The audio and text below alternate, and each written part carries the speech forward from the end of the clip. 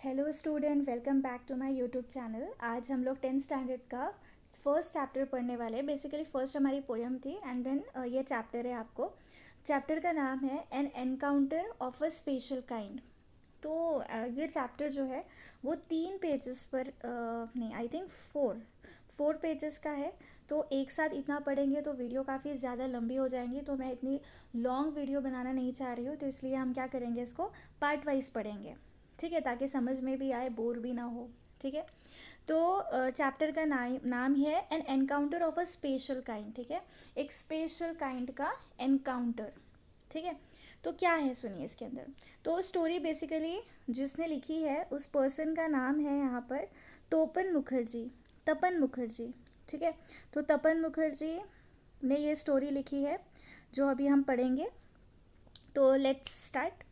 My father was a medical professional working for a private company in Raniganj in West Bengal।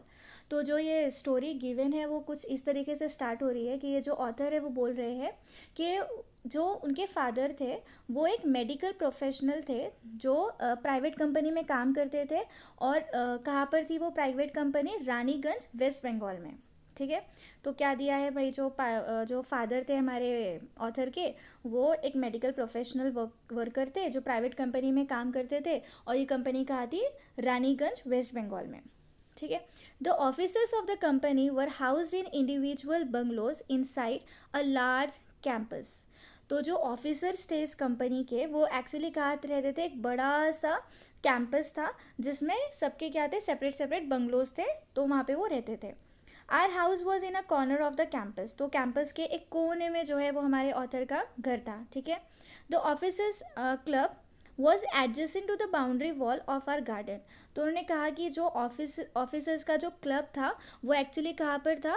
Author के जो garden की boundary थी, बस उसी बाउंड्री के बाजू ऑफिसर्स का जो है वो क्लब था। The compound was luxurious with green grass, colorful flowers and a host of tall and majestic trees।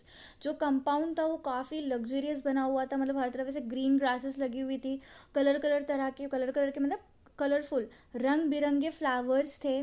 ठीक है, और बड़े ही शानदार ट्रीज़ थे, है ना, मैजेस्टिक ट्रीज़ थे। The seasonal vegetables in the kitchen gardens of the house holds and the magnificent tree constantly attracted squirrel and many species of bird.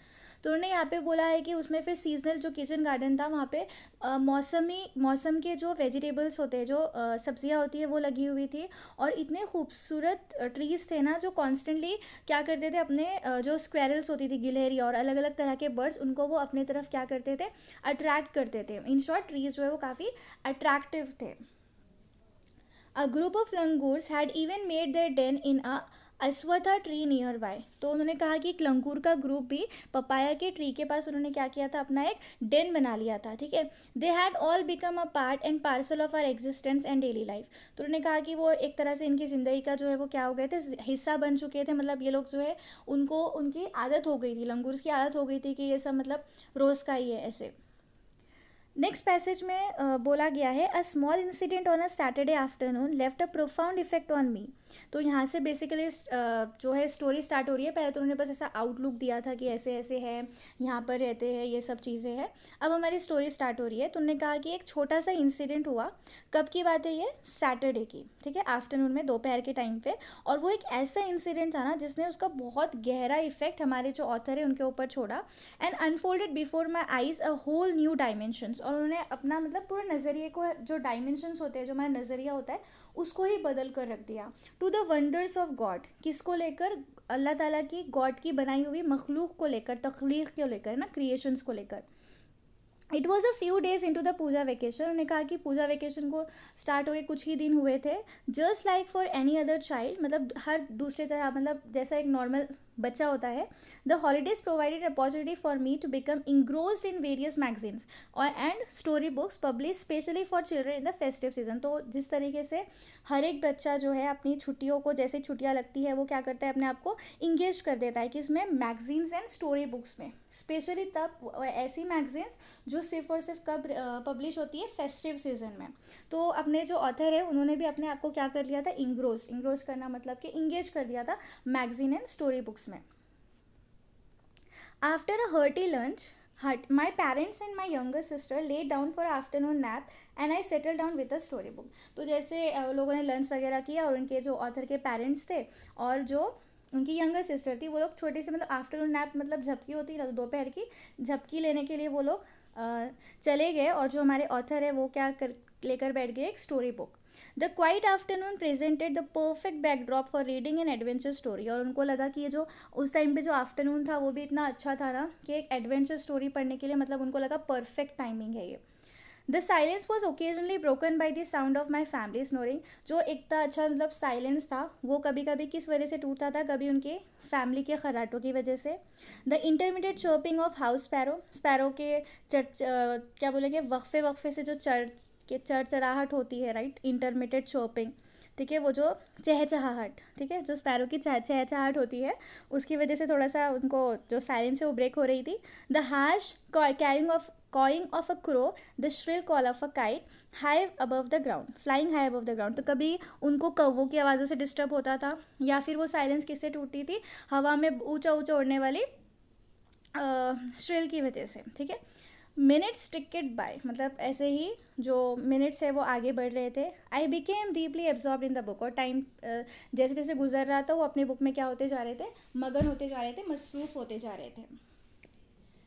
Last passage for today is that suddenly I heard a group of street dogs barking furiously in the distance.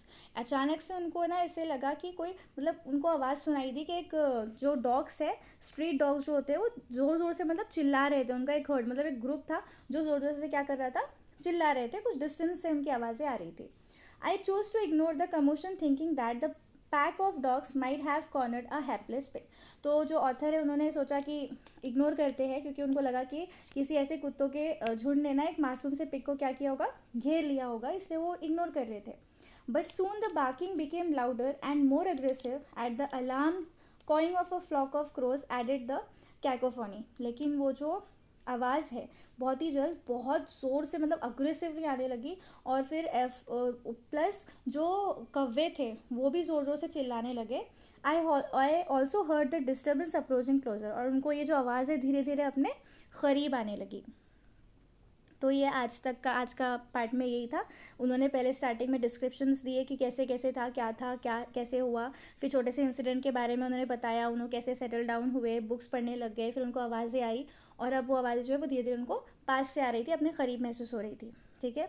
तो इसका जो आगे का part है इंशाल्लाह हम कल cover करेंगे. होप आपको समझ में आया हो. अगर आपको समझ में आया है तो please like, share and subscribe. Thank you.